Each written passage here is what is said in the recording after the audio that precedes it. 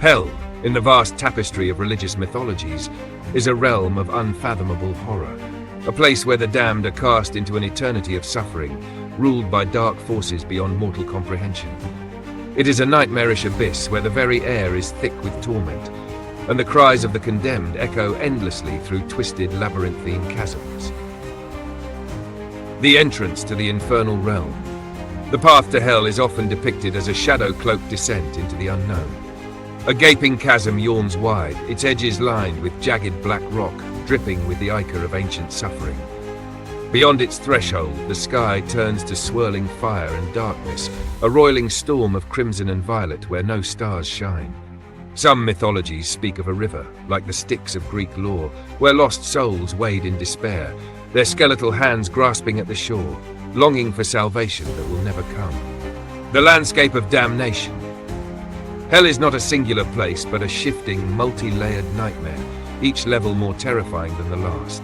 In Dante's Inferno, it is a descending spiral of sins, each circle filled with punishments that mirror the transgressions of the lost. Hindu Naraka is a collection of hells, where sinners are flayed, boiled, or frozen in unrelenting torment, while in Norse Helheim, the dead wander a cold, mist-shrouded wasteland beneath the roots of the world tree, forever cut off from warmth and light.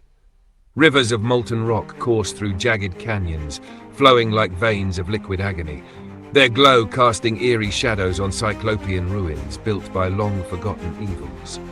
Ashen winds howl through valleys of bone, where the remains of the ancient damned lie in grim testimony to the passage of time. The ground writhes underfoot, as if something unspeakable lurks beneath the surface, watching, waiting. The denizens of the abyss. No soul suffers in solitude here, for hell is a kingdom teeming with horrors beyond human reckoning. Towering demons with obsidian wings and eyes that burn with an inner soulless fire stalk the land, their laughter a symphony of madness. Some are tormentors, delighting in the agony of the cursed, while others are prisoners themselves, fallen gods, ancient spirits, and monsters cast down into oblivion. The spirits of the damned are bound in endless torment, wailing in spectral anguish. Some are chained in lakes of fire, their flesh perpetually consumed yet never destroyed. Others are trapped in endless nightmarish loops, reliving their greatest sins, each cycle more unbearable than the last. Their sorrow feeds the darkness, which grows deeper, more malevolent with every passing age. The eternal agony. Time has no meaning in hell. A second can stretch into centuries of pain, and those who dwell here are stripped of all hope, their suffering absolute. The heat is not mere fire, but a consuming force that burns the soul itself. The cold is not simply frost, but an emptiness that gnaws at the core of one's being. Those who dare to cry out find their voices stolen, their words swallowed by the abyss, leaving only silence and the weight of their own despair. The monarch of the pit. Whether it be Satan of Christian lore, Yama of Hindu belief, or Ereshkigal of Mesopotamian myth, hell is often ruled by an entity of terrible power. These lords of the underworld sit upon thrones of bone and flame, their presence a void of mercy. They do not grant reprieve, they do not listen to prayers. They are the architects of torment, the wardens of the forgotten, and their gaze alone can drive the strongest minds into madness.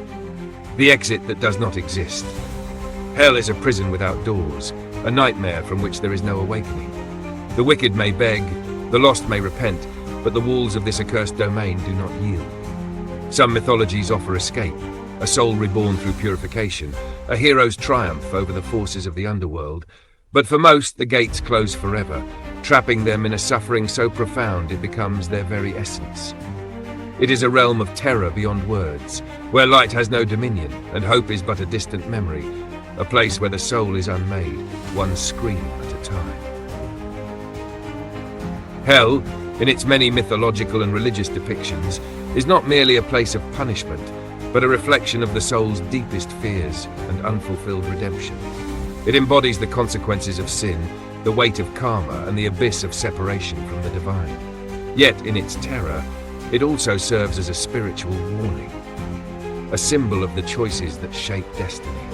Whether seen as a literal inferno or a metaphysical state of suffering, it reminds humanity of the fragile balance between light and darkness, urging the soul to seek wisdom, virtue, and the grace that leads beyond the shadows of despair into the eternal embrace of the divine.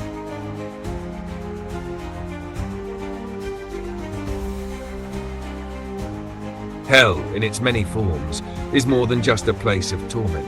It is a spiritual metaphor for the soul's estrangement from the divine, a realm where suffering is the consequence of separation, ignorance, and unredeemed transgressions. Across mythologies, it serves as both a warning and a reflection of the choices made in life, urging the soul to seek wisdom, righteousness, and alignment with the higher order of existence. Yet, even in the darkest depths, some traditions whisper of a deeper purpose.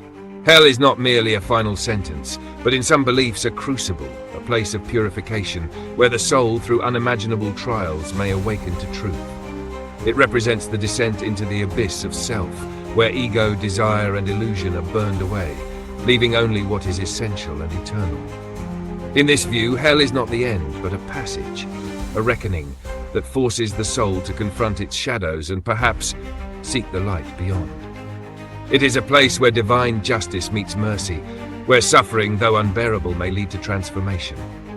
Whether eternal or temporary, real or symbolic, the existence of hell calls humanity to mindfulness, urging the spirit to transcend the forces that bind it to suffering and rise toward enlightenment, redemption, and unity with the divine.